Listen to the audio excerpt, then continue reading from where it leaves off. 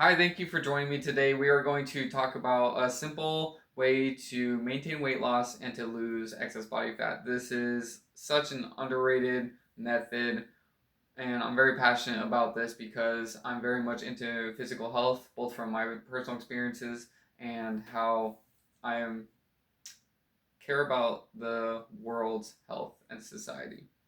And today we are going to be talking about how to overcome obesity. And so, have you ever struggled to lose weight and stick to any man made program? My thesis is that it is better to overcome obesity by habitual walking than sticking to any man made complex routine. And the three keys in which I have discovered this are the ways in which habitual walking is effective, the ways in which the complex routine is ineffective, and why people don't stick to the truths that are simple, even though they are more effective in the long run. So let's first talk about the ways in which habitual walking is effective for weight loss. It leads to long-term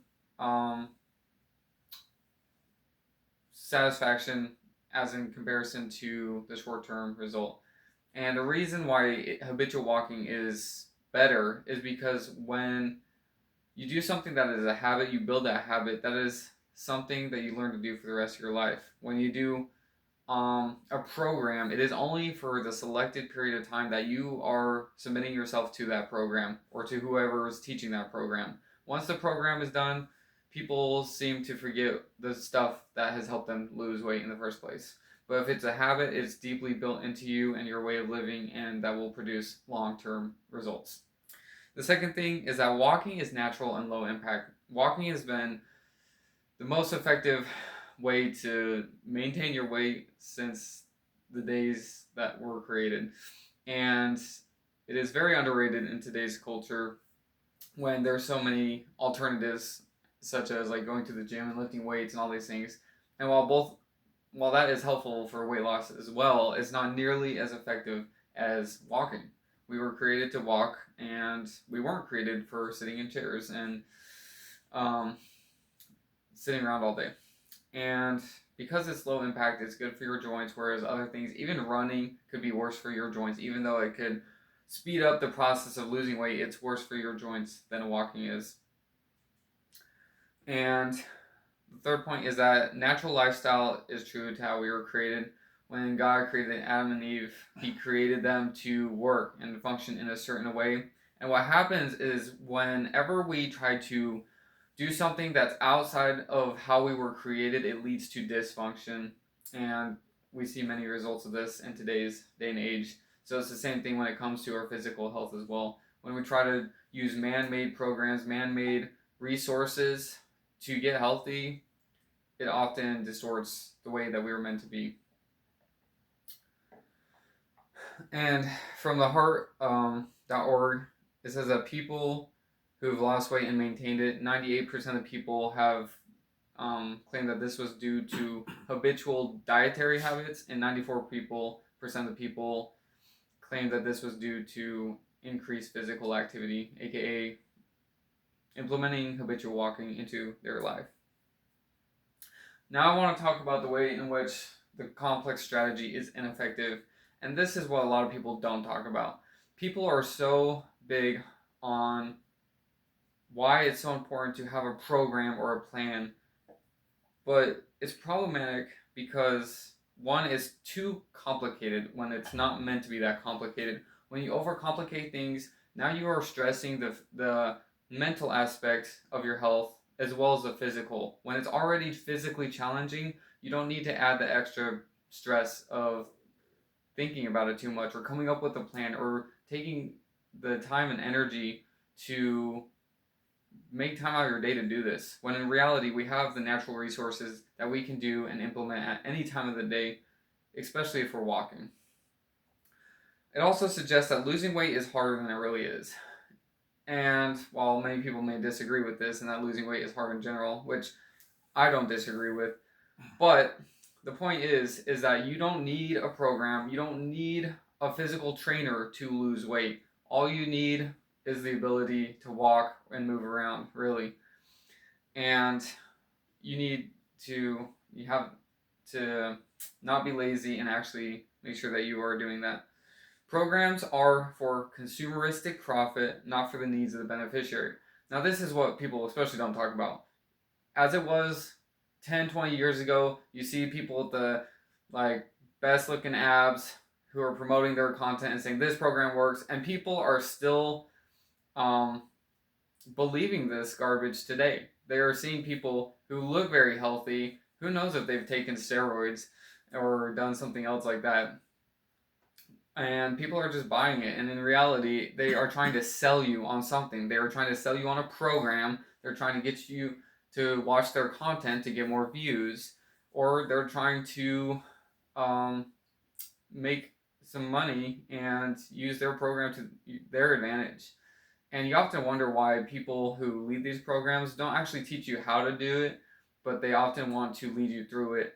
And it's the whole you could fish for a man instead of teaching a man how to fish, that the man would be able to do on his own.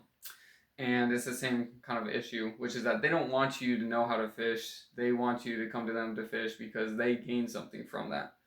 And that's why it's so important to go back to the simple ways that we were created, that we are actually able to lose weight and maintain our weight loss through the ways that we were created and the natural resources that we have. And I want to talk about, once again, why it is a simple truth that no one affirms. There's a lot of things that go hand in hand with this. And like I said, the consumerism, people want views and money. At the end of the day, people use that as they don't want you to realize that that's what they're actually after. And it's really disingenuous to the people who are trying to get healthy and are believing these lies that people are telling them. When in reality, if people just kept it simple, on a societal level, we would be a lot healthier. Another reason is a lack of accountability. A lot of people do not consider their own problematic behavior, and they don't want to affirm something that is so simple and true because it does not benefit them in any way. This goes both to the people who are selling the product and the people who are gaining anything from the product. And last but not least is this idea of just being lazy. And there are many proverbs that talk about how laziness is leading one to destruction rather than something that they can delight in at the end of the day. And so it's important to be diligent and not lazy.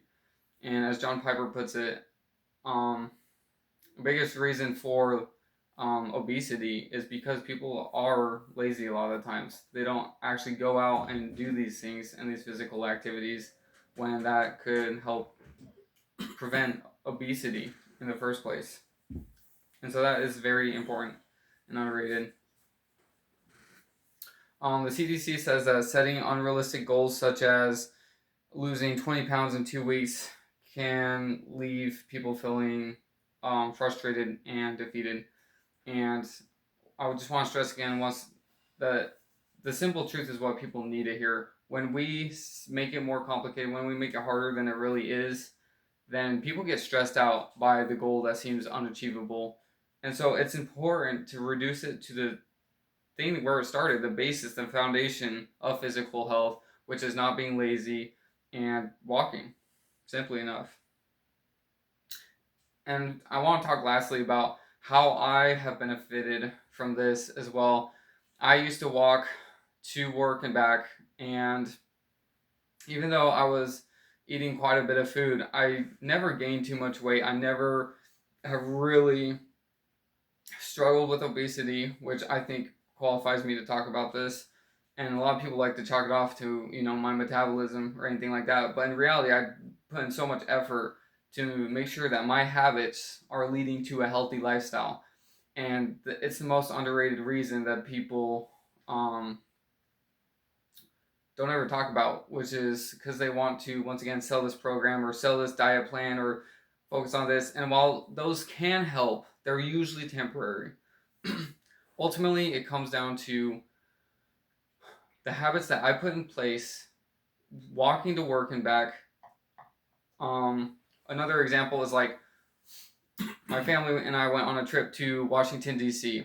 And one thing that shocked me is that there were little to no fat people there, and you have to wonder why. Well, it's like they're walking everywhere. They're walking to and fro work.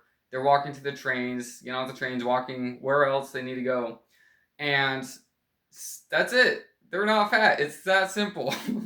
But no one ever wants to make it that simple because they're getting something out of it, or they just don't want to take accountability that they aren't putting into work.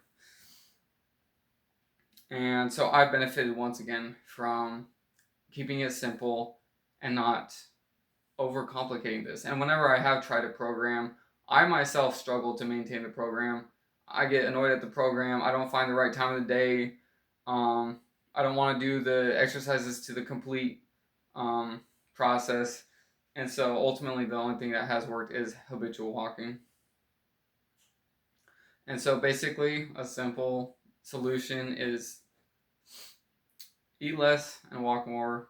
And that is how we can be healthier, especially in a societal sense. Thank you.